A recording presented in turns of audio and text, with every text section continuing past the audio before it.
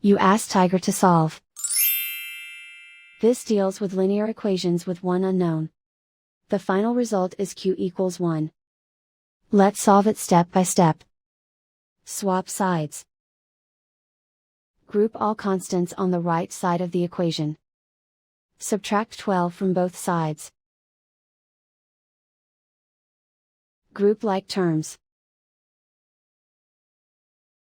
Simplify the arithmetic.